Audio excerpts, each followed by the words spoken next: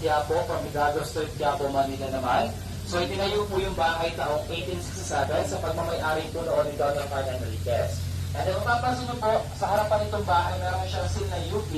Kasi nga po in the year 1908 up to 1926, nagsilbi po yung bahay bilang kauna-unahang building ng University of the Philippines School of Fine Arts. Na kung saan ilan po sa ating mga kilalang Filipino artisans, dito rin po nagsipag-ensayo ng kanilang brusay sa pagpinta katulad po nila Fernando Omarsolo at Carlos Potong Francisco.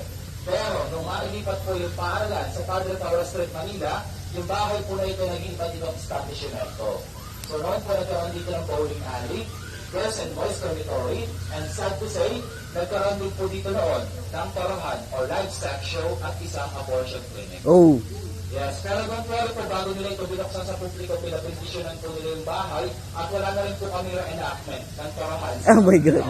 But, siguro kung may nanginginay, ay nag-volunteer. So, maaway ko po bago tayo pumasok sa bahay, inform ko lang po kayo na kailangan natin maging maingat sa loob nito kasi po sa ngayon may mga naka-exhibit na artwork. So kung magpipicture taking po, pakita lang yung flash ng ating mga cameras and no touching. At dito rin po sa harapan ng bahay, makikita niyo po yung ating sinaunang CCTV. Sino po dito mayroong CCTV sa bahay? Lahat. Kapit bahay, si Marites. So Lahat. ito po, meron siya, pero old version nga po. Ito po yung tinatawag natin na CCTV or peephole. So lapit po tayo ng konti muna. Dito po tayo.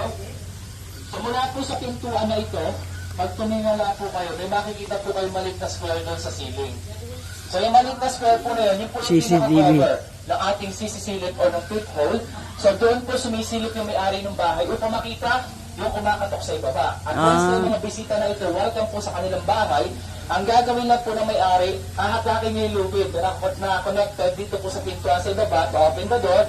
Pero kapag yung mga bisita po noon hindi po welcome sa kanilang bahay, so mula po doon sa butas, binubuhusan po nila ng tubig. Isa po ng ihi or dumi Oh my God. to avoid their visitors. Grabe. Apo, so testingin po natin. Ayaw. Pasok na tayo.